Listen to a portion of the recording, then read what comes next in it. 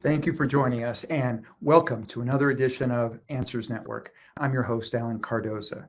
Now, if you're just learning about this show, please know that this show is on the air for you by bringing on special guests that can inspire, educate, and in some cases entertain. Now, our goal for each show is to bring answers and options to making our lives happier, healthier, and more successful. And remember, if you can't listen live, go to our website at answers.network and browse through a variety of heartfelt and enlightening topics. I am confident that there is something that you will find that will bring greater joy to yours or someone you know's life. Now, I also have a favor to ask. Please forward at least one of our shows to your social media group and to someone you know who can benefit from a particular subject. This is one powerful way that we can make a positive influence in the world together. Now, our topic today is also the title of our guest's new book, Dignity for Deeply Forgetful People. Now, think about that for a minute. And the subcategory is Challenges of Dealing with Dementia and Alzheimer's. Now, unfortunately, things have not changed that much for the deeply forgetful and their caregivers, despite all the money invested in Alzheimer's conventional pharmacology and research, which has been slightly effective at best. At present, there appears to be no medicine to slow down the underlying progression of Alzheimer's, and we hear that many caregivers eventually ask whether the treatments are worthwhile at all. Now, joining us again to discuss this and more is one of our most popular guests, the best-selling author of Why Good Things Happen to Good People and How to Live a Longer, Happier, Healthier Life by the Simple Act of Giving, Stephen G. Post, PhD. Now, the British Medical Journal designated one of his books, The Moral Challenge of Alzheimer's Disease, a medical classic of the 20th century. Dr. Post is among a handful of individuals awarded the Distinguished Service Award by the National Alzheimer's Association. And in 2001, he founded the Institute for Research on Unlimited Love, which researches and distributes knowledge on kindness, giving, and spirituality. Now, a frequent contributor to major magazines, newspapers, and TV shows, including The Washington Post, The Wall Street Journal, Time Magazine, and The Daily Show, among other national television programs. Stephen served as the co-chair of the United Nations Population Fund Conference on Spirituality and Global Transformation. He is a professor in the Department of Preventative Medicine. Now, I want to say that again, preventative medicine. This is something I would like everybody to understand. This is where we need to make the changes. Preventative medicine at Stony Brook University, a leader in medicine, research, and religion. Stephen, welcome back to Answers Network. Thank you, Alan, for having me back. It's a delight, and I remember you with great delight, a big smile, and seeing you again. Well, it is certainly my pleasure. And when we talked about your first book, it was so on target for what this show is about. The fact that you are now tackling issues that, unfortunately, in this day and age, many of us are having to deal with, or certainly know somebody who is dealing with it. Now, let's start by talking about the title. Dignity for Deeply Forgetful People. Give us kind of the backstory on how you decided on that title. Well, the first piece of it I'll touch on is deeply forgetful people. So, Alan, I'm not a huge fan of the word dementia because it's an entirely negative term. It means a decline from a former mental state. In that sense, it's a little bit like the word retard, which we don't use now. We talk about people being handicapped or so forth. I think that dementia in its popular use often divides them from us. It throws up a barrier. We hear a lot of negative metaphors used around that term, like husk, empty, gone, shell, even dead. I mean, I do hear this around the Yeah. clinical settings all the time. And so I wanted something that was more inclusive and that would encourage us to notice the hints and the whispers and the glimmers of continuing self-identity. And it seems to me that deeply forgetful people puts them on the same continuum as all of us. I'm not sure about you, Alan, but I have my moments. you know, like behind this building, I might sometimes ask a medical student, do you know where I parked my car? And if it's a Yeah. really bad day, I might ask, do you know if I drove to work today? And that's not good. But, we all forget names. We forget the people around us a bit. We can't quite recall something important that we know we should recall. And so we know what the experience is. And sure, with people who have dementia, they're a little more deeply forgetful than the rest of us, but they're still human beings. They still have Yeah. moments of uh, remarkable and surprising recollection. They can come back into themselves if they're properly stimulated with the right music and even Alzheimer's poetry and so forth. So there are ways of connecting with them, and I think that deeply forgetful makes them more part of the human family. Well, and one of the things is what I appreciate is your use of the word dignity. Mhm. And I agree that deeply forgetful people have worth like any human being does. And I love the fact you talk about holding them in grace. Explain what you learned that affected you so much that you decided to write a book about this. Yeah, so I love the word dignity because that's exactly how I define it. It means to hold someone in grace. Um, a long while ago, my grandmother had probable Alzheimer's, although at the time they didn't use that word. And by the way, dementia, insofar as we want to use the term, is a collection of syndromes that can be caused by lots of different diseases. So 100 years ago, the major cause of dementia was actually neurosyphilis. Mm. They didn't have antibiotics. People weren't living so long. And now you can have concussions, chronic traumatic encephalitis. You can have Parkinson's. You can have dementia secondary to so many different situations and conditions and diseases. But my grandmother definitely had progressive dementia. And I would go to a nursing home and assist her in feeding. At that time, there were no Mhm. feeding pegs available. And I think that was good, actually, because they did not help anybody in the least. And I would sit down, and it was applesauce and bran and such things. And there would be a kind of a ritual back and forth. And there was something going on there emotionally. Occasionally, her eyes would light up, and I wouldn't be completely shocked if from time to time she would even call me by name. It was surprising, but it did happen. And so, what we need to realize is that even though people may be silent, they may be caught up in protracted chaos, even, but whether it's silence or chaos, underneath it all, there is still a human being worthy of our concern and our kindness.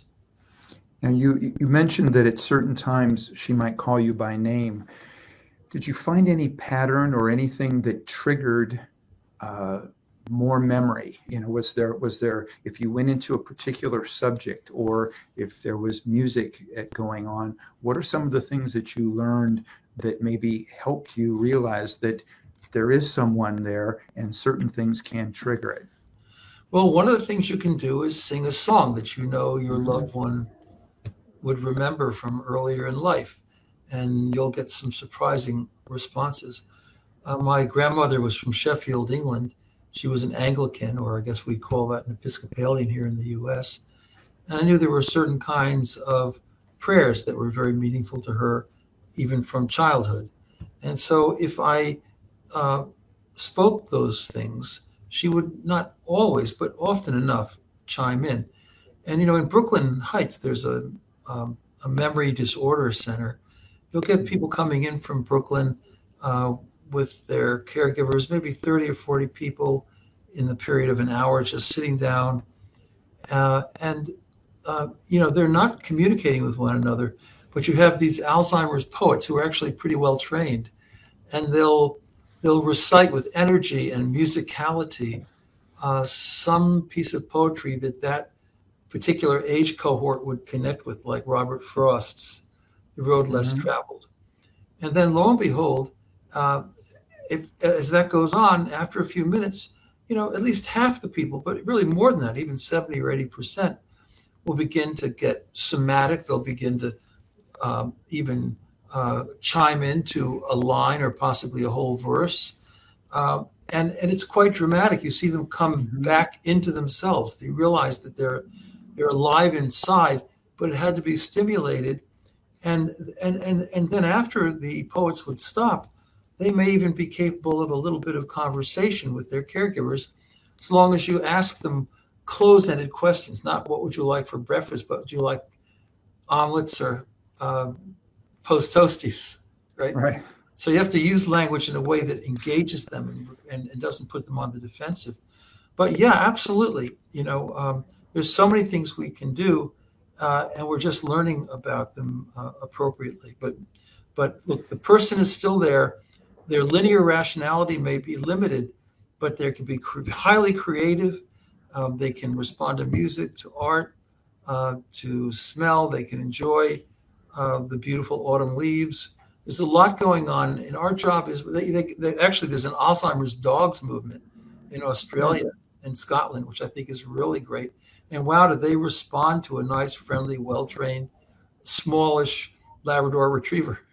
Mm-hmm. That's beautiful.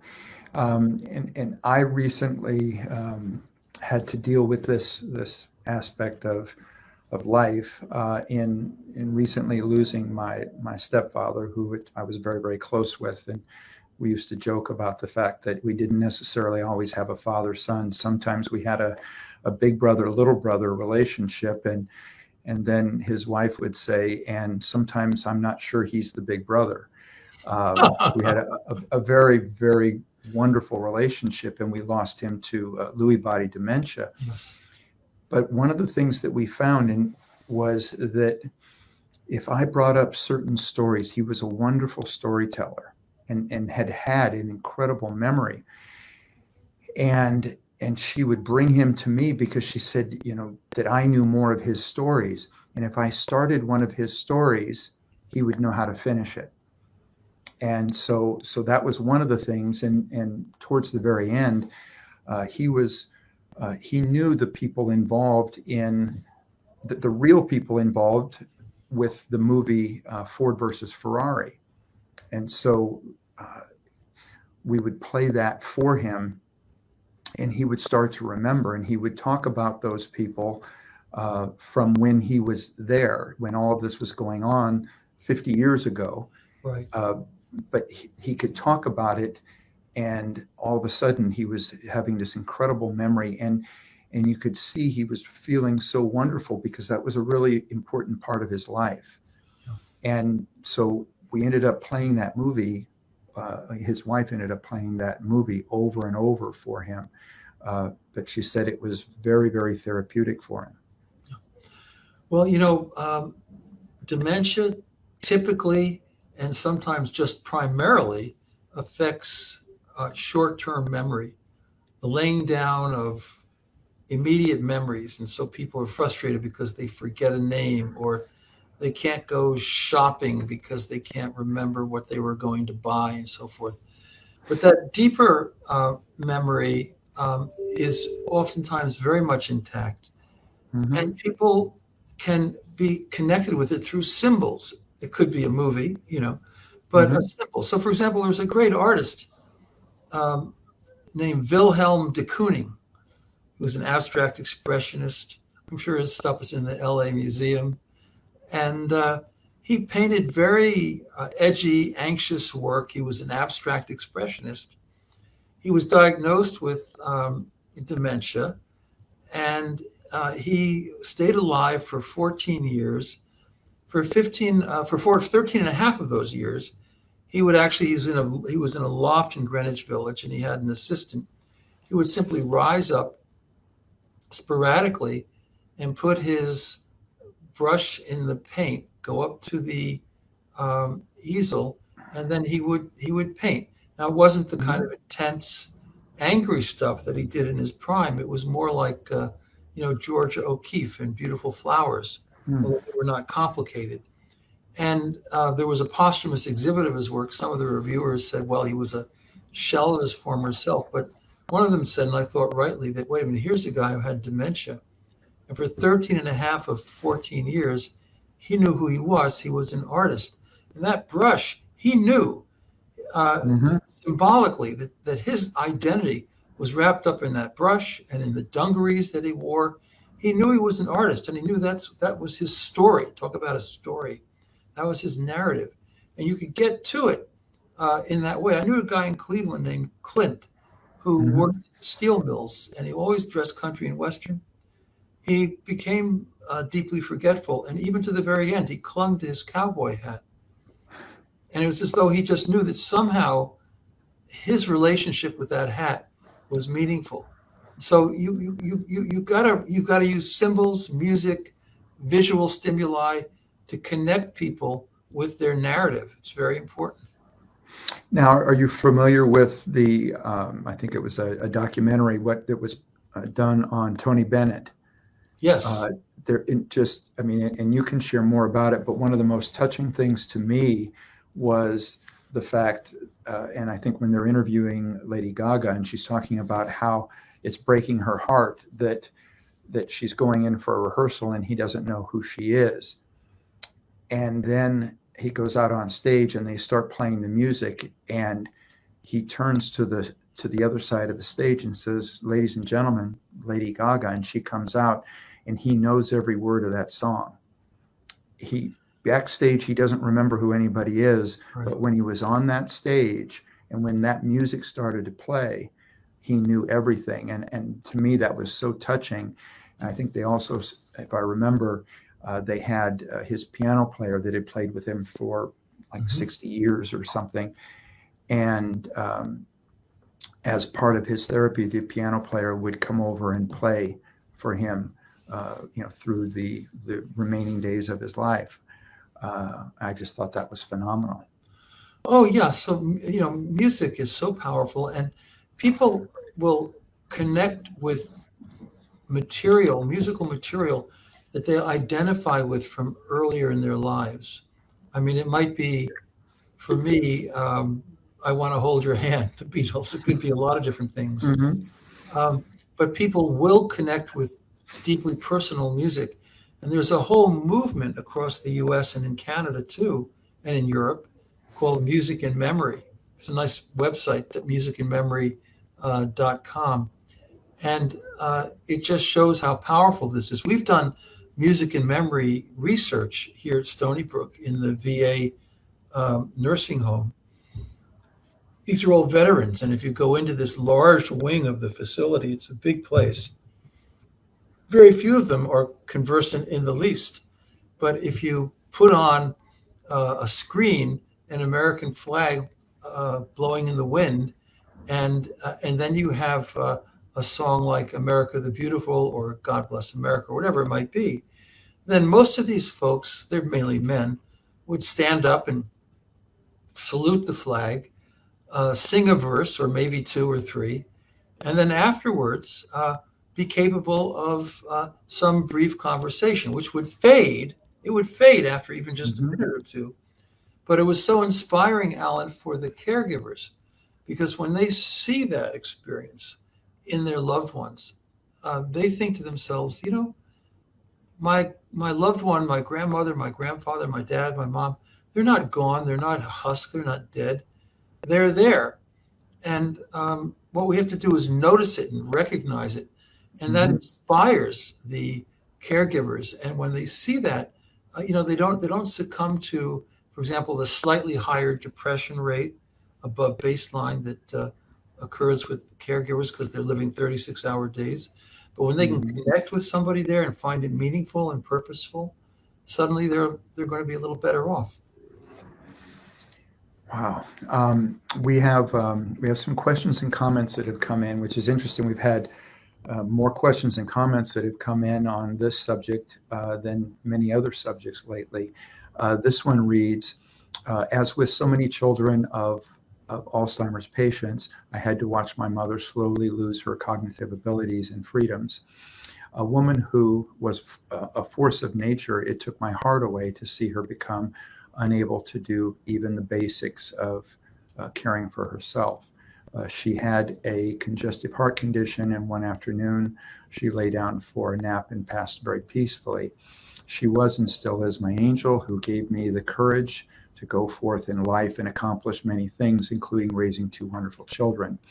I so agree that dignity during those last years is so critical, and I do believe that regardless of how debilitating they may become, there is a presence still there. Thank you for writing about this topic. I look forward to buying your book and sharing it with those other parents and grandparents, who either are in this condition or who are children of people in this condition. And it says, warmest regards. This is from Margaret in Texas.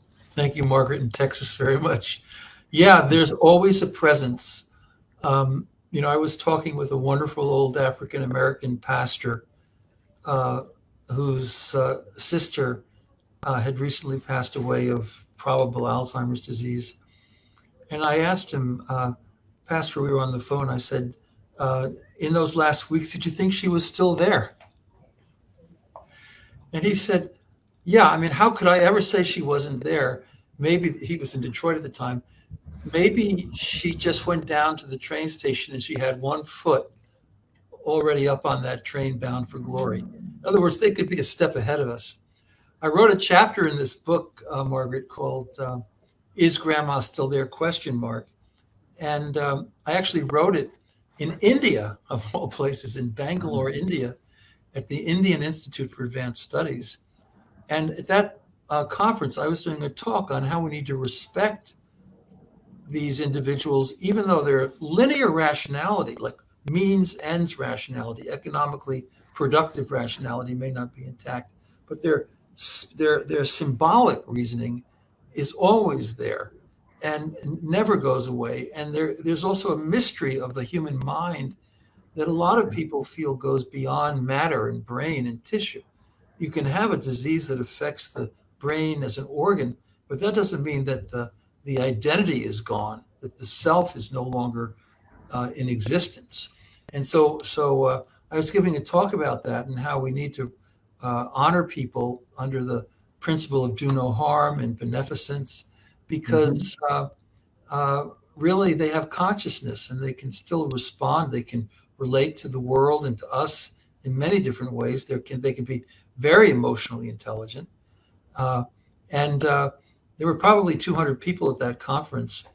And in the back, one of them stood up and happened to be the Dalai Lama, who hangs around Bangalore a little bit.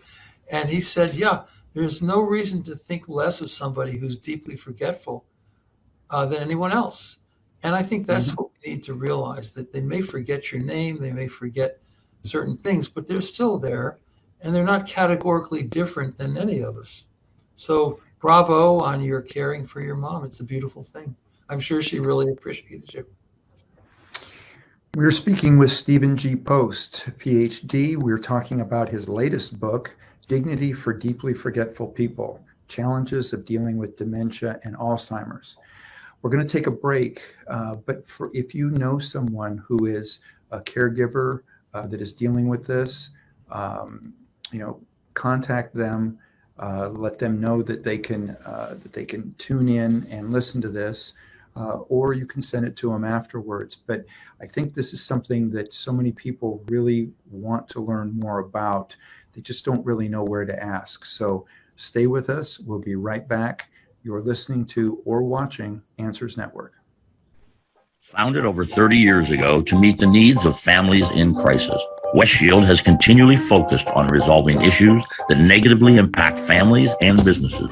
Our signature therapeutic transportation service helps to ensure that adolescents in crisis are safely transported to specialized schools, programs, and treatment centers with unsurpassed experience and success. We are supported by our full-service licensed investigation agency that has legally, professionally, and compassionately located hundreds of runaways and teens.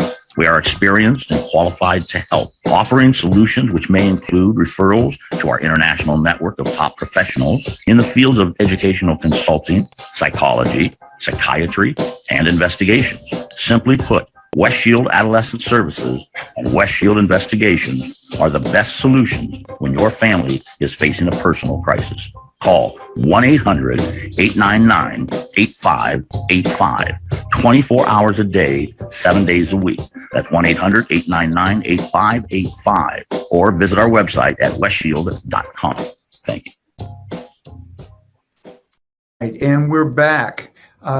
Stephen, right before we went to break, you mentioned a little bit about your chapter where you talk about grandma. And in that, you wrote that in the presence of Grandma Post, even as she became more forgetful, it never once occurred to you that her life was of any less value than your own or than anyone else's. Now, first of all, I couldn't agree more, but explain a little bit more on this subject so that I think more people will really understand the mindset. Well, it's an important mindset. How we think about these individuals really makes a difference.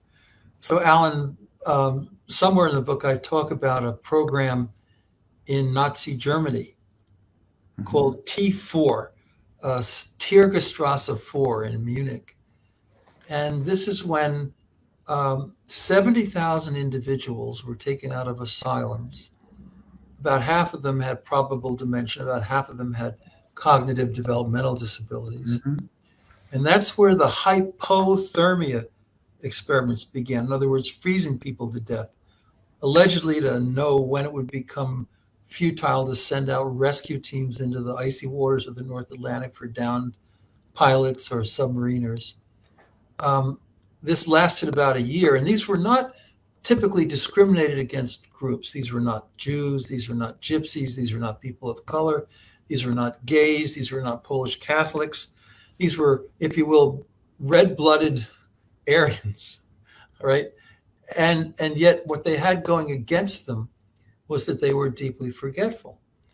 And in the language of hypercognitive German rationalism of the time, going back to the 1920s, they were defined as life unworthy of life. Wow. They were defined as useless eaters. And that meant that they could be frozen to death. And they were taken out from these asylums over a period of about a year, year and a half, 1939 to 1941. And they were left to freeze on ice, buried in snow. And then they were brought back into the asylums and they were, quote unquote, thawed out at different temperature gradients in different mediums, hot air, hot water, and so forth. This was completely outrageous.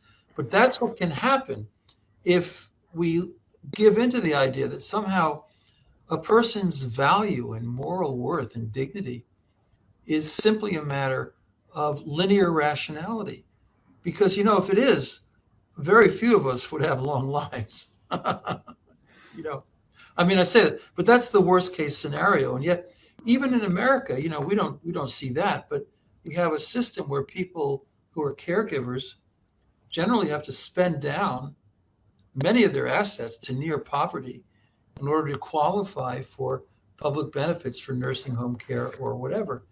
And in a certain sense, that means that we're willing to give deeply forgetful people and their caregivers scraps and leftovers. You know, we're willing to use money to rescue anybody from death. I mean, if you go into the intensive care unit, they're always here, 4 or 5 people who are very deeply forgetful and really shouldn't be there. They should be in hospice. But we'll do anything, including spend $6,000 a day to resuscitate these people. They'll never get out of there. So we need to spend a lot more time thinking about what it means to be vulnerable, to be frail, that human beings are not invulnerable, that we are not independent, we are more interdependent and dependent on one another, that that's the ultimate reality, and we should have a system of justice that reflects that. Well, and actually, I do have some things that I want to talk about in that area of justice, but let's shift gears a little bit as I think about prevention. So there's a lot of talk about, preventing Alzheimer's, but what are some of the things as far as just looking at healthy aging? What are some of the things that are working? I talked about in the very beginning that I don't know that there is medication. I've talked to many caregivers that say that there isn't really a medicine that is doing any good. But yet at the same time, I've gotten information back that diet, walking, meditation, and so many other things really are making a difference. What do you think of this? Yeah, so this is a new development over the last 3 or 4 years. If you went back 10 years ago and you started talking about preventing, say, Alzheimer's disease, Mm-hmm. people would laugh at you. There was no magic bullet. The NIH was saying that there's nothing that can prevent or modify the course of the disease. And that's actually true from a pharmacological perspective, but that's Right. the only perspective that it's true for. Because we now have major Alzheimer's prevention networks. In fact, I was doing the program for a big network in Arizona not too long ago. 15 years ago, I went to a conference at Berkeley in California. There were about 25 of the leading neurologists there. And I was so pleased because almost all of them said, stress contributes to the onset of Alzheimer's. Yeah. And, it is true that protracted stress over a long period of time will convert metabolites into fatty acids and cause vascular problems. It will slow wound healing by about 15%, but it would also cause what they call hippocampal atrophy. Hippocampus is that part of the brain that's most affected by Alzheimer's, and it's associated with laying down short-term memories. So if you meditate and are mindful and control those destructive, hostile, bitter emotions that lift up your stress hormones, over a period of years, that could probably be very helpful.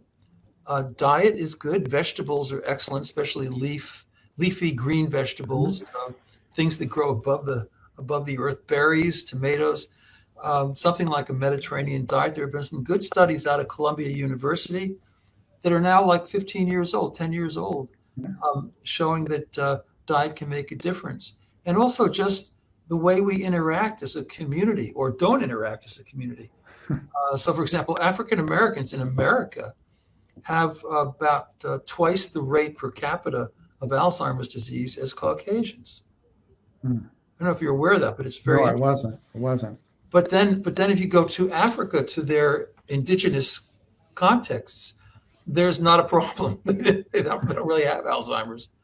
So what is it? Is it the fact that they're stressed out by being relatively impoverished, low end of the totem pole? Is it the fact that there could be, some people believe that a contributing cause of Alzheimer's is lead poisoning. So maybe they're living in a certain part of a city and there's a lot of bad water. So we have to think about this as preventable. There are things we can do with our environment, with the way we interact and live. My suggestion, just a suggestion, walk. You're right, because studies show that a half an hour of walk, especially twice a day in the morning and the evening, and not at a rapid pace, just a normal walk, will help provide better circulation to the brain. And that's very key, because a lot of times these cases aren't just quote unquote Alzheimer's, but they have to do with small stroke events in the white matter of the brain, so-called multi-infarct dementia. So there's going to be a lot going on. Circulation is important. So walk, socialize with friends on the way to possibly a Greek restaurant. Oh, I'm sure there are some pretty good Japanese ones too, and so forth. I don't mean to be discriminatory, but then on the way back, stop by the library, read a magazine, and just do things with your mind that are fun and useful. And again, this is not a magic bullet, but it does seem to make a little bit of a difference. And I hope that people can could aim to be healthy in their aging, because after all, Alzheimer's is the major factor for the onset of Alzheimer's is age itself. We now have a question or comment coming in as well, and this one reads, I just listened to a TED Talk about a successful dementia treatment using ultraviolet red light therapy. The news is spreading across media. Have you come across this treatment? If so, what are your thoughts? I'm approaching 70 years old and Alzheimer's runs in my family. So developing this disease weighs very heavily on me, as my memory isn't what it used to be even now. This is from Aaron in New York. And my first thought is, after what you just said about stress, the first thing, Aaron, is don't stress about it. Yeah, exactly. Hey, so on that point, and I'll get to the light in a minute, but basically, you can have a family with lots of cases of probable Alzheimer's. Remember, when I say Alzheimer's, I always add probable, because we don't have much diagnostic accuracy. Usually it's a mixed case. It involves several different things. Maybe someone has had concussions when they were in high school playing football and it's catching up with them.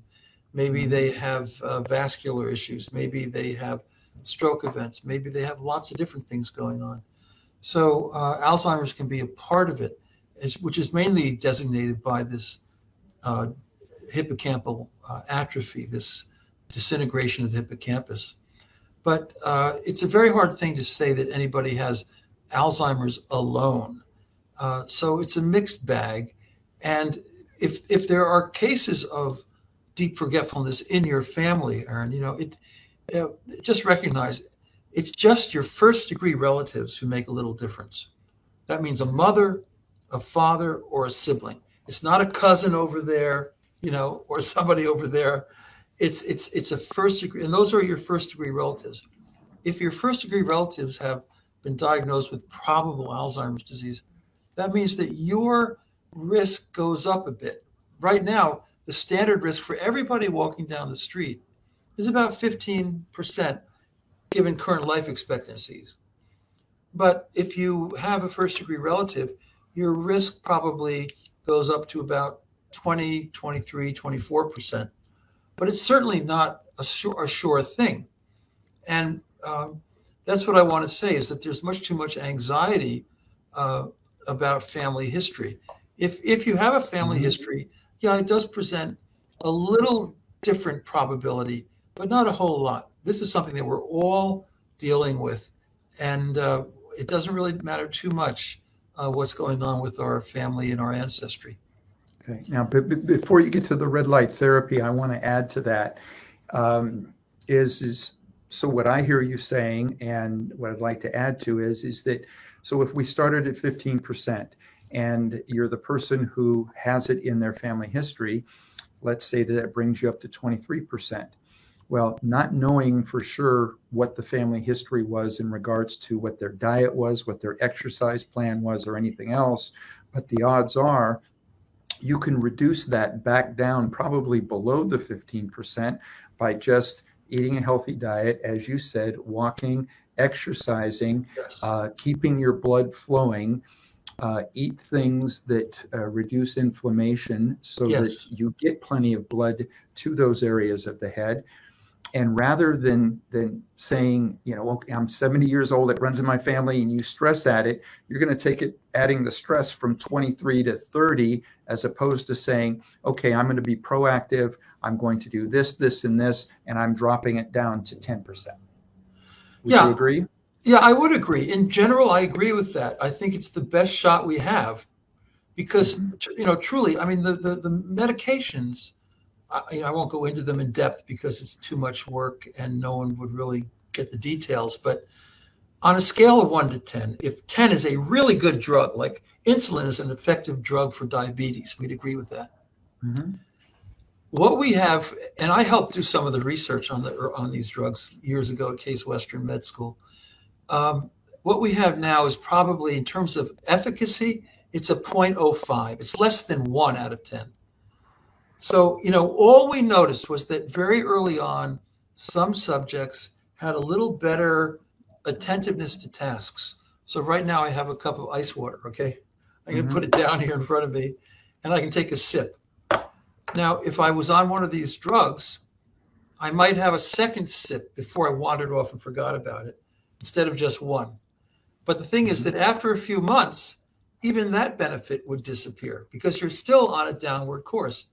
So as one of the great scientists in this field has said, who was my colleague for 20 years, treating Alzheimer's with one of these drugs, it's like treating a brain tumor with an aspirin. So neurologists do prescribe aspirins for certain symptoms of brain tumors, but nobody would wish to say that aspirin somehow modifies the course of a brain tumor. It doesn't.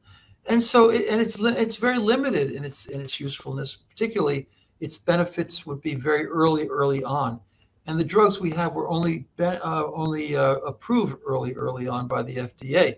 But then, of course, with pharma, they got into the moderately and even the advanced stages because it was billions and billions and billions of dollars. And so there isn't much out there. Maybe there will be someday, but in the meanwhile, instead of waiting till what they'll come up with, at some lab in Connecticut, or wherever, the best thing to do is just what Alan is saying, drop a few pounds. I won't say a keto diet is a magic bullet, but when you lay off carbohydrates and sugars, it changes the metabolism of your brain. And a lot of people have commented in serious studies that their memory is improved by that. So that's healthy eating. That's a healthy diet. Get some exercise. Get your blood-brain barrier stimulated. So these are the things that you really can do and should do. But meditation, above all, we live in an age of anxiety. I mean, let's acknowledge that. And people are just so on edge, and anxiety is through the roof. Depression is through the roof. And by the way, depression causes dementia, not dementia in the strong sense of irreversible, but many people with dementia with depression have some degree of memory loss. Okay, it may not be dramatic, but that's a reality. So we need to just live healthier, happier, better lives, and that can be a big difference maker. So what's your thoughts on the red light therapy? So I never say that something is ridiculous. Okay. And I'm open-minded about most things until they're proven wrong. I just don't know that much about it. I have to just tell you. One thing I want to say is that the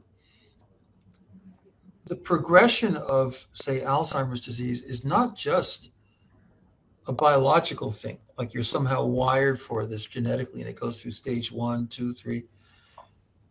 We have a wonderful woman in New York who runs the Memory Disorders Center, Gayatri Devi, and she's a great neurologist. And she says, we now have ideas about how emotions feed into the genetic expression, so-called epigenetics. We have ideas about how emotions feed into the brain, so-called neuroplasticity. And so how we treat, how we provide kindness to people who are deeply forgetful can actually affect the physiological course of the disease. I have a story in the book. I went out to a nursing home in the middle of Ohio in a town called Mount Vernon, Ohio, about an hour south of Cleveland. And there was a geriatric psychiatric hospital there. My neurologist friend, Joe Foley, and I went there. And there was a whole unit for people with Down syndrome who were in their 50s. And so typically then they would also have indications of dementia. And there were these wonderful Hindu nurses there, and they kind of started a little community there in the middle of Ohio. And they were giving the most meticulous, loving care. I mean, if love was electric, the place would have been on fire. They were wonderful. And so Joe and I took a couple of them out to pizza restaurant in Gambier, Ohio, which is near Kenyon College, where Paul Newman went to school and was often seen hanging around. That's where I met him over pizza a few times. We asked them, why do you care with such generosity, with such kindness? And they said, namaste. And that's a word all your audience, especially out there in LA, will understand. Yes. That's not just a way of saying, how are you doing, buddy? Or what's going on. Namaste means literally, I honor the divine in you as you honor the divine in me. And the idea there is that somehow beneath this loss, there is still a soul. And I think this is an important idea. I don't think it's antiquated. And I'm one of these people who believes that, basically it's not matter before mind, but mind before matter.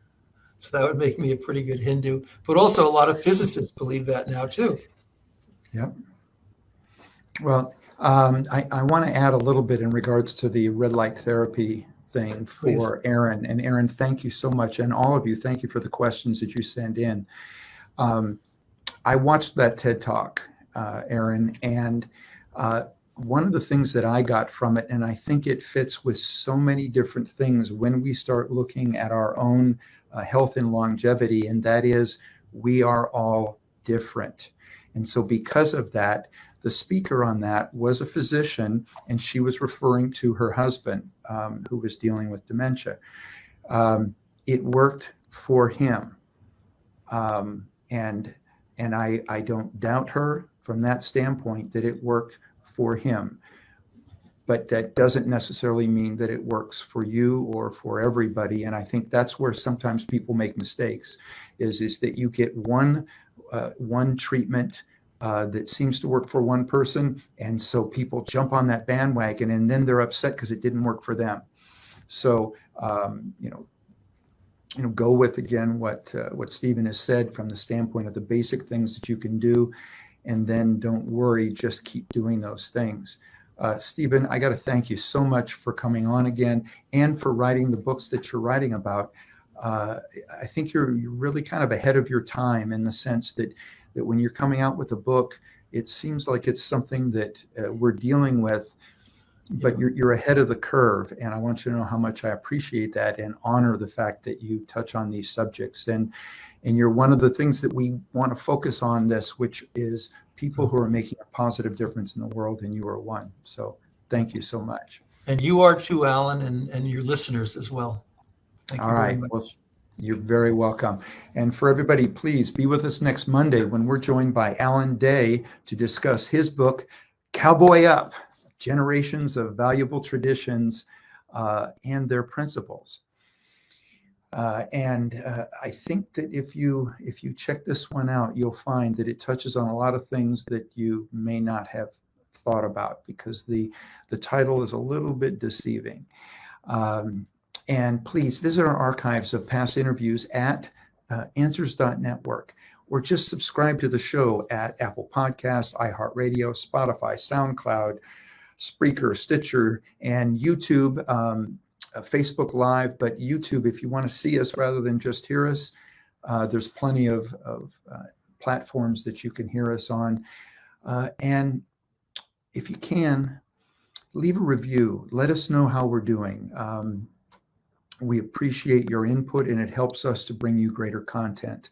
The next time you're on Facebook, Twitter, or Instagram, remember, stop by our page, check out some of our latest posts, and if you like them, please like us and spread the word. So for everybody out there, be good human beings, and be with us again next week on Answers Network.